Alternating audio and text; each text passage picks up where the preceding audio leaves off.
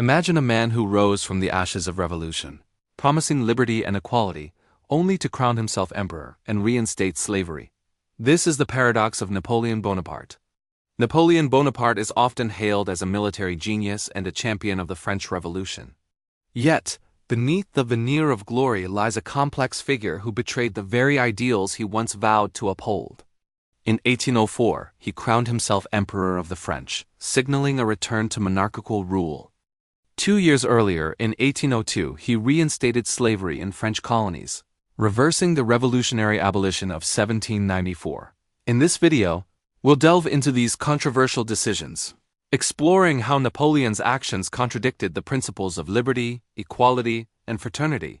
We'll uncover the motivations behind his self-coronation and the economic and political factors that led to the restoration of slavery. Prepare to see a side of Napoleon that challenges the traditional narrative. Imagine being a French citizen in 1799. You've survived the Reign of Terror, watched kings fall, and believed just maybe that liberty, equality, and fraternity could finally take root. Then comes a brilliant young general from Corsica. He speaks of order, stability, and justice. His name is Napoleon Bonaparte. To many, he is a savior, a protector of the revolution. But behind the medals and charisma, something darker is already taking shape. Now imagine being an enslaved person in Guadeloupe or Saint-Domingue in 1802. 8 years earlier, the French Revolution had abolished slavery, something no empire had dared to do. For a moment, there was hope. But then word spreads. Napoleon has reversed the abolition.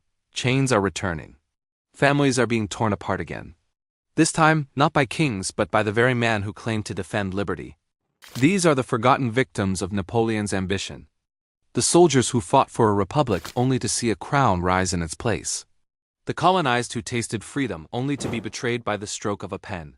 History remembers the emperor, but we will remember those who paid the price. Napoleon's rise began in the chaos of the French Revolution.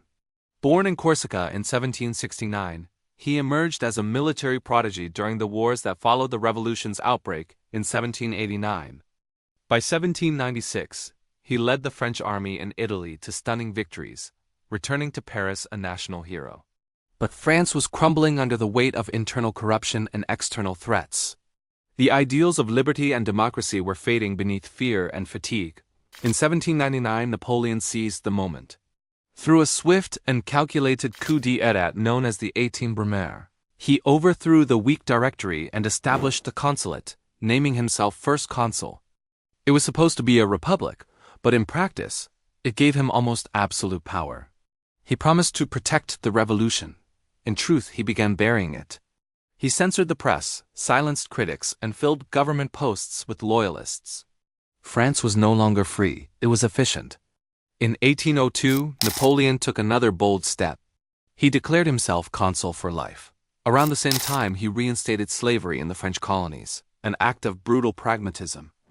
The revolutionary government had abolished slavery in 1794, making France the first European power to do so.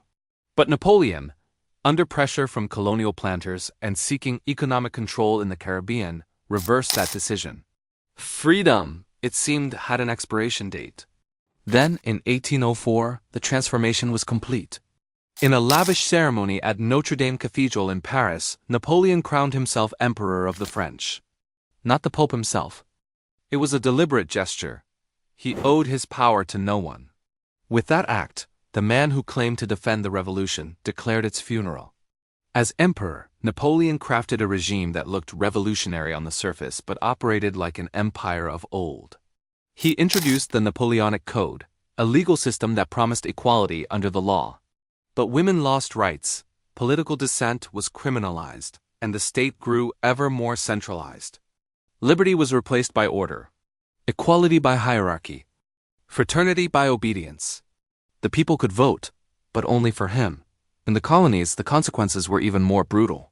After reinstating slavery in 1802, Napoleon sent troops to Saint-Domingue, modern-day Haiti, to crush the growing independence movement. His forces were met with fierce resistance led by Toussaint Louverture and later Jean-Jacques Dessalines. The result was one of the bloodiest colonial wars in history. Tens of thousands died. And when the French failed to regain control, Napoleon sold Louisiana to the United States, abandoning the Americas to focus on Europe. At home, his imperial court resembled that of the Bourbon kings he once claimed to replace. He created a new nobility, filled with marshals, counts, and princes loyal to him. He surrounded himself with grandeur lavish palaces, military parades, and portraits modeled on Roman emperors. While the revolution had fought to abolish titles, Napoleon manufactured new ones. France hadn't returned to monarchy. It had evolved into a dictatorship crowned in gold. Yet many still adored him. Why? Because he brought stability. He defeated foreign enemies, restored national pride, and brought order after a decade of chaos. But that stability came at a cost. Political repression, press control, endless war, and the betrayal of revolutionary ideals. The emperor gave France a crown by taking its soul. By the mid-1810s, Napoleon's empire stretched from the Atlantic to the Russian steppes. But it was built on fragile foundations: conquest, coercion, and a cult of personality. Every victory made him stronger, but also more isolated. He crowned kings, redrew borders, and ruled Europe like a chessboard. But he failed to see what his ambition was costing. Both abroad and at home, resentment was growing. The turning point came in 1812. Napoleon launched his infamous invasion of Russia with over 600,000 troops, the largest army Europe had ever seen. But the Russian winter, scorched earth tactics, and logistical failures devastated his forces. Fewer than 100,000 returned. The myth of his invincibility shattered. One by one, his enemies rose. Prussia, Austria, Britain. The people who once hailed him as savior now faced conscription, taxes, and endless war. Liberty had turned into tyranny. In 1814, Paris fell. Napoleon abdicated and was exiled to the island of Elba, but the story wasn't over. In 1815, he returned for one last gamble, the famous 100 Days. Yet at the Battle of Waterloo, he met final defeat. Exiled again, this time to the remote island of St. Helena, he died 6 years later, alone, guarded, and far from the empire he had built and lost. His downfall was not just military. It was moral. The same man who rose on the promise of freedom ended by betraying that promise, to the revolution, to the colonies, and to history. His empire collapsed, but the consequences of his contradictions still echo through time. Napoleon didn't rule by chance. He engineered a system designed to keep him at the center of everything. After becoming first consul, he rewrote the French constitution to concentrate executive power. The legislative assembly became a rubber stamp. Censorship tightened. Newspapers were shut down or absorbed into state propaganda. Surveillance expanded. The revolution had once overthrown tyranny, now it had rebuilt it in a new uniform. He created the Napoleonic Code, which standardized laws across France and later much of Europe. It guaranteed property rights and civil equality, but also centralized state authority. Under its provisions, women were made legally dependent on men, and individual freedoms were narrowed in favor of order. Justice was now efficient and loyal to the emperor. The military was the backbone of Napoleon's empire. He turned France into a war machine, drafting hundreds of thousands of men, training them in strict discipline, and rewarding officers based on merit rather than birth. A revolutionary concept at first, but one that served his imperial expansion. Soldiers marched not just for France but for Napoleon himself. He named armies after himself. They sang songs of loyalty to a single man, not a republic. Economically, he restructured France with the Bank of France, introduced a stable currency, and enforced tax systems that filled the empire's coffers. Yet in the colonies, this stability meant exploitation.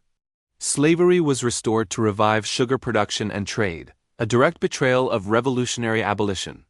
Black lives were reduced once more to fuel white imperial profit. Culturally, he elevated his own image to near-divine status. Statues, medals, portraits, Napoleon was everywhere. He was the general, the ruler, the father of France. He ordered artists to paint him as a Roman emperor, commissioned neoclassical architecture, and staged massive parades to feed the illusion of unstoppable power. The revolution had erased kings. Napoleon replaced them with himself. One of the least discussed facts about Napoleon is that he personally lobbied to reinstate slavery, not as a passive administrator but as a calculated strategist. In 1802, he signed the Law of the 20th of May, which reversed the abolition of slavery in French colonies. This wasn't just political pressure from plantation owners. It was Napoleon himself who pushed for it. He justified it as necessary for economic stability. In reality, it was a brutal betrayal of the revolution's ideals. Another truth often ignored: Napoleon's supposed self-made coronation was a masterclass in political theater. Though he famously placed the crown on his own head in 1804, rejecting papal authority, everything was meticulously choreographed. He had invited the Pope to attend just to give legitimacy to the ceremony. The message was clear: I rule by my will alone, but I still want your blessing. It was rebellion and manipulation in the same breath. And perhaps the most ironic of all, Napoleon fought to preserve monarchies across Europe when it suited his goals. He married into the Habsburg dynasty. He reinstated nobility in France. He crowned his relatives as kings of Spain, Italy, Holland, and beyond. The revolutionary general became the architect of a new aristocracy, one that looked suspiciously like the old one he was supposed to have destroyed. The legacy of Napoleon Bonaparte didn't die at Waterloo. In fact, much of what he built still shapes our world today. His Napoleonic Code became the foundation of legal systems not only in France but across Europe and Latin America. Its influence persists in how property is handled, how contracts are enforced, and how civil law is structured, all originating from a man who crowned himself emperor. The very concept of meritocracy, often praised as modern and progressive, was systematized by Napoleon, but not out of fairness. It was a tool of control. He rewarded loyalty and efficiency, not freedom or equality. Today, many governments and military institutions trace their centralized bureaucratic models to Napoleonic reforms. Even in the former colonies, his impact remains bitterly tangible. The reinstatement of slavery in 1802 delayed emancipation movements and deepened racial trauma in places like Guadeloupe and Martinique. In Haiti, Napoleon's brutal campaign led to a revolution and the first Black Republic in the Western Hemisphere. But the cost was catastrophic, and France would later punish Haiti with a debt that crippled it for generations. Napoleon's decisions didn't just echo, they scarred. Picture a crown resting on a marble pedestal, not in a palace but in a museum. Dust has settled on its surface. The golden laurel is still radiant, but the man who wore it is long gone. Visitors pass by, snapping photos, unaware that this crown once belonged to someone who promised a republic and delivered an empire. Napoleon Bonaparte didn't just seize power.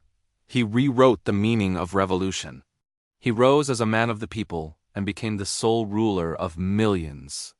He invoked liberty while restoring chains, crowned himself emperor while preaching equality, and declared victory in the name of a republic he dismantled. And maybe that's the lesson. Power doesn't always come wearing a crown. Sometimes it wears the face of a savior. Napoleon's story is not just about military brilliance or historical legacy. It's a warning: the greatest betrayals often come dressed as triumph.